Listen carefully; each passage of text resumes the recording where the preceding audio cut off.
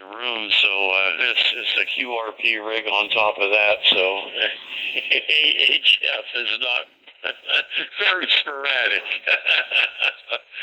Then I have UHF and VHF radio, but my location isn't the best, I guess. I'm just on a few of the repeaters. I can hit a couple of repeaters here, but I'm like on the verge, you know what I mean? On the verge of getting them. And then once again, I don't have any balcony or anything to throw an antenna, so I have an indoor antenna, a little mobile whip in the in my room here. So it's not the best setup, Neil, but it's still okay. Back to you.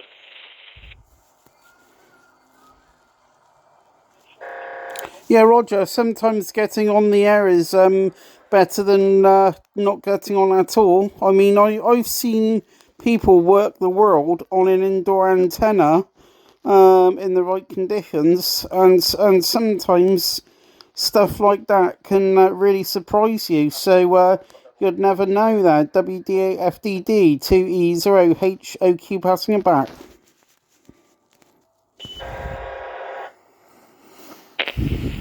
Oh yeah, I got that thing a couple of years ago, and like you said, the band was a little bit better then, and I was getting into Europe all the time, you know, on 10 to 15 watt sideband, you know, with this antenna. But boy, here, like I don't know when we had that. I think we had some bad sunspots a while back, not too long ago, I guess. And it's just been stinko for here, and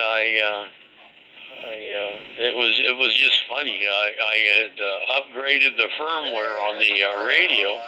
All went okay, but like I said, I'm just going to have to wait for the bands to get a little bit better. Over.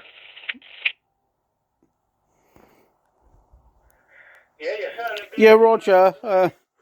It's always the way, but the weather the HF conditions aren't always there. But it's always nice that we got all these digital modes to play with.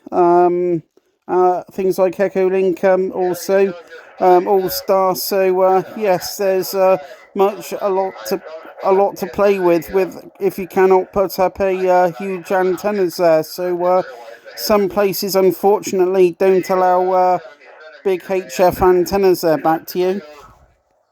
The memory wouldn't do it automatically, so. Yeah. When I lived in California, I don't know, it must have been the ideal spot. All I had was a wire antenna, but man, oh man, well, then the bands were way good. I think like in the late 60s and into the 70s, I was just working 15 meters all the time, but yeah, bands were a lot better back then, Neil, than they are now. Over. Yeah, Roger, and probably a lot less electrical noise. Well, I moved a few years ago because of the factories out the back of the house. Some days, 20 downwards was unusable there. 20 downwards was not usable some days. I mean, S+9 in noise, and you couldn't hear a thing, and I mean a thing, you couldn't hear anything, unfortunately, there. So, yes, there's probably a lot less electrical noise back then there. Back to you from 2EOHOQ.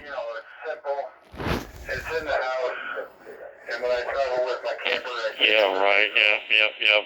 Well, we had underground utilities there, so power lines and everything else. Out here it's kind of hit and miss. Some are, you know what I mean. Some are above ground, some are down. But boy, it was nice and quiet where I lived. I was in San Diego, and a little just outside of San Diego. I was in Santee, but yeah, it was really nice. It was real nice. And all I had was a wire. I threw together 15 meter quad, and that thing there just. And then, like I was saying, the band was just so good. You didn't even have to work at it to get it everywhere. So I figured I'd just, take the plunge. I kind of like the open front one, just the simple interface. So, Yeah, Roger. At one point,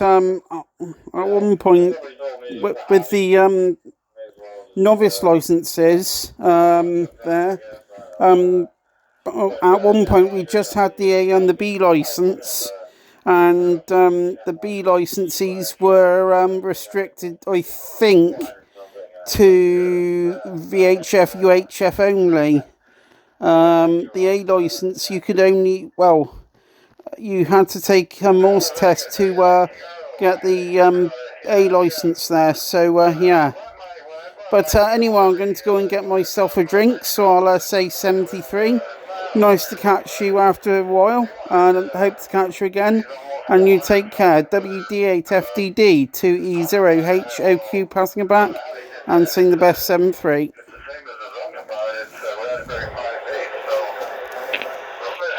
Okay, Neil, nice to run into you again. Boy, it's been a while.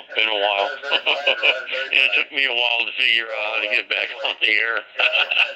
You have a good day, good rest of the day, and hopefully I'll catch you again. Take care, Neil. WD6FTD.